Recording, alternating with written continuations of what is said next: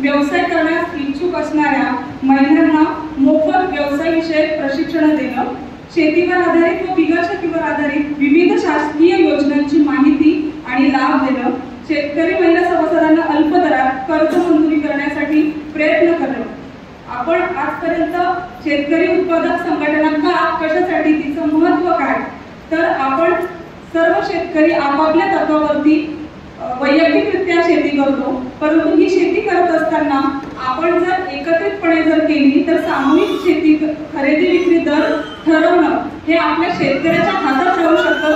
ही आपली शेतकरी उत्पादक संघटनेची सर्वात मोठी शक्ती आहे.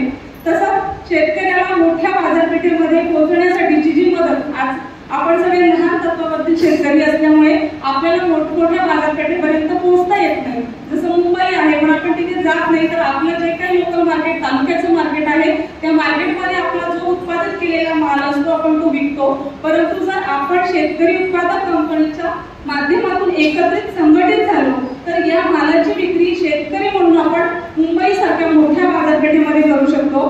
तसेच एफपीओ मध्ये शेतकरी यांची जी संसाधने आहेत, म्हणजे जे काही अवजार आहेत शेतीसाठी उपयोगी असणारी अशी अवजारे, जमीन, उपकरणं आणि शेती संबंधितचं विविध ज्ञान या सर्वांचं आपण सर्वजण एकत्रीकरण करू शकतो, जेणेकरून सर्व सभासदांना, सर्व शेतकऱ्यांना त्याची माहिती मिळेल. तसेच क्रेडिट आणि तंत्रज्ञानामध्ये आपण प्रवेश करू शकतो. शेतमाल नवीन तंत्रज्ञान येतं, माहिती येते, परंतु शेती करण्यासाठी देखील आपल्याला आर्थिक सहाय्यतेची भरपूर गरज असते आणि ते आपल्या शेतकऱ्यांकडे नसल्यामुळे छोट्या तत्वावरती शेती सुरू असते. तर जर आपल्याला मोठमोठ्या व्यापाऱ्यांकडनं किंवा क्रेडिट जर बँकांकडनं मिळालं तर आपण आपला माल उत्पादित करून ही क्रेडिट सुविधा घेऊ शकतो. तसेच आधुनिक तंत्रज्ञान उपलब्ध करून शेतकऱ्यांपर्यंत पोहोचवण्याची चांगली भूमिका आपली शेतकरी उत्पादक कंपनी बजावू शकते. शेतीविषयक ज्ञानाची आपण एकमेकांसोबत देवाणघेवाण करू शकतो आणि या शेतकऱ्यांचं कौशल्य वाढवण्याचं काम शेतकरी उत्पादक कंपनी करू शकते. शेतकरी उत्पादक कंपनी शेतकऱ्यांना आर्थिक आणि सामाजिक कल्याणासाठी योगदान देऊ शकते. या सगळ्या करता तसंच जी जोखीम शेतकऱ्याकडे येते, जर वातावरणामध्ये बदल होतात, पीक एकसारखं निघतं, भाव दर कमी होतात, यावेळेस शेतकऱ्याचं मोठ्या प्रमाणात नुकसान होतं. हे नुकसान जर आपल्याला टाळायचं असेल तर शेतकरी उत्पादक कंपनीमध्ये जर आपण आपलं एकत्रीकरण केलं तर ही जोखीम आपण कमी घेऊ शकतो. एकत्रित असल्यामुळे या मालाचं आपण काय करू शकतो हे आपल्या लक्षात येऊन आपण ह्या परिस्थितीवरती मात करू शकतो. म्हणून शेतकरी उत्पादक कंपनी करणं आणि सर्व शेतकऱ्यांनी एकत्रित येणं हे खूप गरजेचं आहे. शेतकरी उत्पादक कंपनीचे तुम्ही जर सभासद आता आहातच, काही नवीन नोंदणी आपल्याकडे आजही झालेली आहे, तर शेतकरी उत्पादक कंपनीमध्ये आल्यानंतर सभासदांचे कोणकोणते फायदे होतात, तर उत्पादित केलेल्या मालाची आपण एकत्रित विक्री करू शकतो. शेतकऱ्यांना चांगल्या मालाची किंमत मिळवून देऊ शकतो, कारण आज आपण वैयक्तिकरित्या विक्री करू, त्यामुळे कुणाला 40चा, कुणाला 50चा, तर कुणाला 20चा भाव, जो काही भाव जसा व्यापारी ठरवतो त्याप्रमाणे आपण देऊ शकतो. पण सर्वांनी जर एकत्रित हा माल केला तर आपण आपला दर स्वतः ठरवू शकतो आणि त्यानुसार विक्री करू शकतो. त्यामुळे आपल्याला मोठ्या बाजारपेठेमध्ये प्रवेश करता येईल आणि शेतकरी आपले सक्षम होतील. आर्थिक क्रेडिट, शेतीविषयक आधुनिक तंत्रज्ञान आणि कृषी विस्तार सेवांमध्ये आपण प्रवेश घेऊ शकतो. त्याची योग्य माहिती आपल्या सर्व शेतकरी बांधवांना मिळू शकते.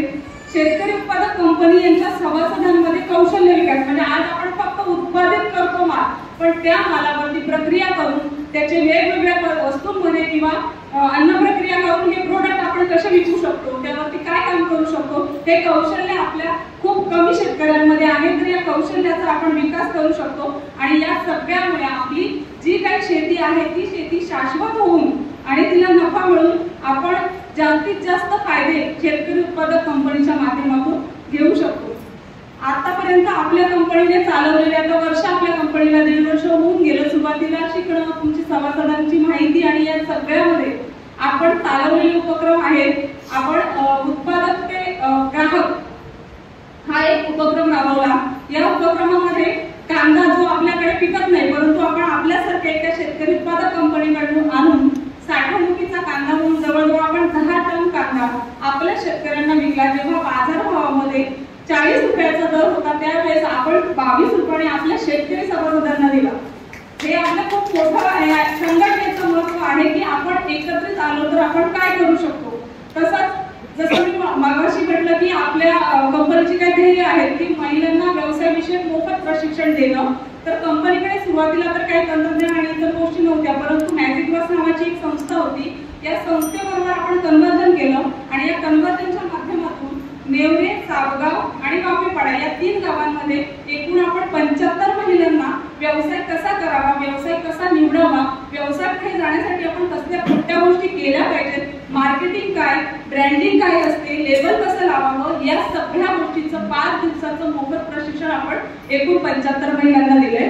तसंच ज्या पंचायत समिती कृषी विभागाच्या विविध योजना आहेत, अवजार मागणी, साहित्य मागणी योजना सर्व शेतकऱ्यांना माहिती आहेत, परंतु कुठल्या वेळेस त्या निघतात आणि आम्ही त्याचा लाभ घेण्यासाठी कृषी विभागाकडे येणं, इतका शेतकरी आपला काही तत्परतेने पाहत नाही. जे नेहमी शेतकरी येतात तेच त्याचा लाभ घेतात, परंतु आपण कंपनीच्या माध्यमातून आपल्या सभासदांना या 75% योजनेच्या अनुदानाच्या गोष्टींची माहिती करून दिली आणि या माहितीतून आपण या वर्षभरामध्ये ज्यावेळेस योजना सुरू झाली तेव्हा 100 ताडपत्री, 100 कोठी आणि 35 स्प्रे पंपांचं वाटप केलं.